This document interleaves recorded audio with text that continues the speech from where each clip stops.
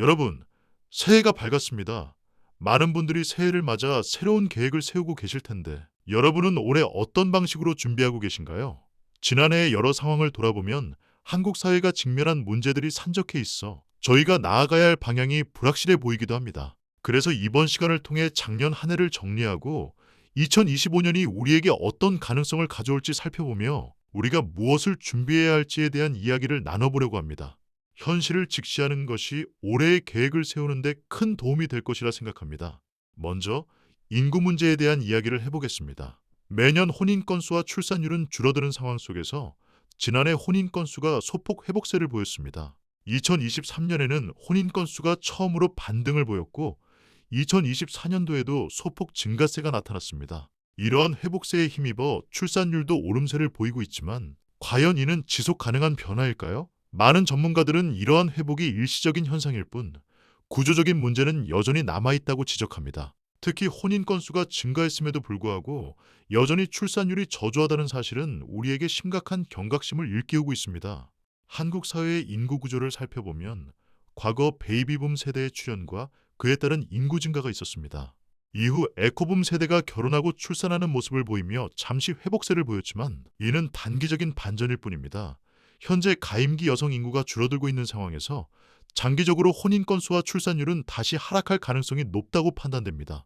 따라서 우리는 이러한 인구 구조의 변화를 인지하고 이에 대한 적절한 대비가 필요합니다. 출산율이 0.7명대에서 0.8명으로 상승했다고 해서 미래가 밝아질 것이라고 생각하는 것은 큰 착각입니다. 실제로 출산율이 한 명도 안 되는 상황이 지속되고 있다는 것은 다음 세대의 인구가 그 전 세대의 반도 안 된다는 것을 의미합니다.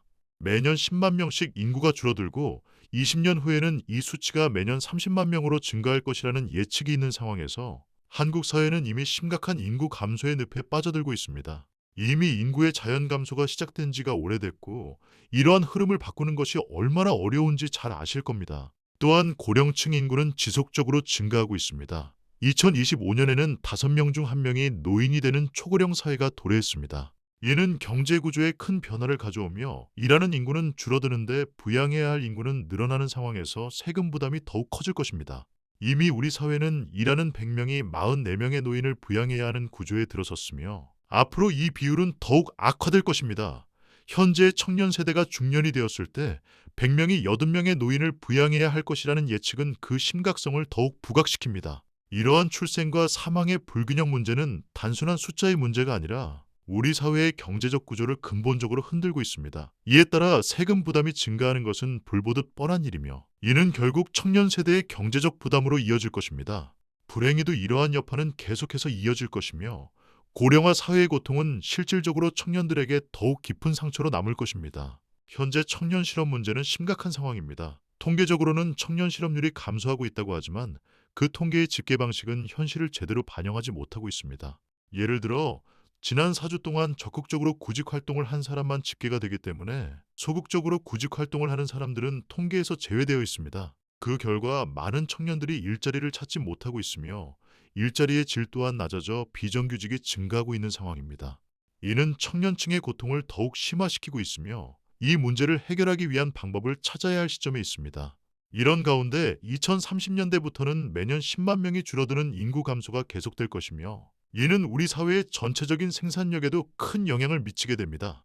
이미 생산 연령 인구가 줄어들면서 일할 사람이 부족해지고 이는 경제의 활력을 더욱 떨어뜨릴 것입니다. 특히 생산 연령 인구가 줄어들고 있는 상황에서 일하는 인구가 줄어들면 이러한 구조적 문제는 더욱 심각해질 것입니다. 따라서 우리는 이러한 인구 구조의 변화를 인지하고 이에 대한 적절한 대비가 필요합니다.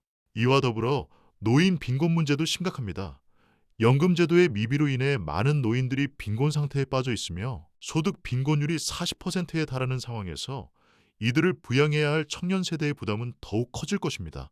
따라서 앞으로 더욱 많은 세금을 납부해야 하며 이는 청년 세대가 느끼는 경제적 압박으로 연결될 것입니다. 이러한 상황은 명백히 빈부격차를 심화시키고 있습니다. 중산층의 붕괴는 이미 시작되었으며 고소득층과 저소득층 간의 자산 차이는 더욱 벌어지고 있는 것이 현실입니다. 2025년 서울 아파트의 평균 매매가는 14억 원을 넘어서며 이는 역대 최고치로 기록되었습니다.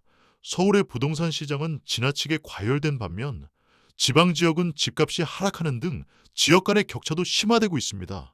이로 인해 자산을 가진 사람과 없는 사람 간의 격차는 더욱 커지게 되며 이는 한국 사회의 경제 구조에 심각한 영향을 미치게 됩니다. 이러한 자산의 격차는 단순한 경제적 문제를 넘어 우리 사회의 계급 구조를 더욱 공고히 하는 결과를 초래하고 있습니다.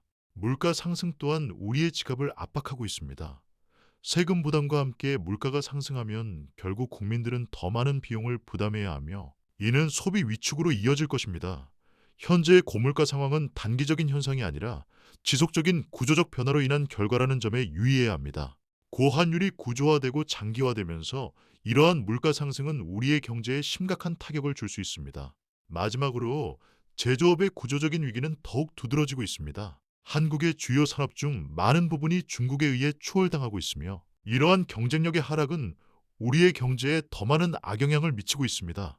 특히 한국산을 제일 많이 팔아주던 중국이 이제는 저가의 제품을 대량으로 공급함으로써 한국의 제조업을 위협하고 있습니다. 저성장 시대에 접어든 한국은 이제 자산과 소득을 보존할 방법을 찾아야 할 시점에 와 있습니다. 이런 상황을 고려했을 때 우리는 더 이상 정부에만 의존할 수 없습니다. 개인적으로 자산을 관리하고 재정 계획을 세우는 것이 필수적입니다. 국민연금 외에도 개인연금, 퇴직연금 등의 자산을 잘 관리해야 하며 부업이나 엔잡을 통해 소득을 다변화할 필요가 생겼습니다. 이는 단순히 현재의 어려움을 극복하기 위해서만이 아니라 장기적으로 안정된 미래를 설계하기 위해서도 꼭 필요한 전략입니다.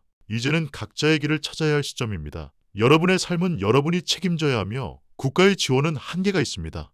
삶의 질을 높이기 위해서는 적극적인 자세가 필요합니다. 여러분은 앞으로 어떤 방향으로 나아갈 건가요?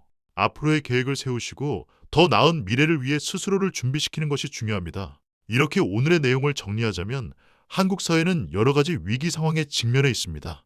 인구 문제, 고령화, 빈부격차, 제조업의 위기 등 다양한 문제가 얽혀 있습니다. 이에 따라 우리는 개인적으로 준비하고 미래를 바라보며 체계적이고 전략적인 재정 관리를 해야 할 필요가 있습니다. 여러분의 구독과 좋아요, 알림 설정은 채널 성장과 연구에 도움이 됩니다. 감사합니다.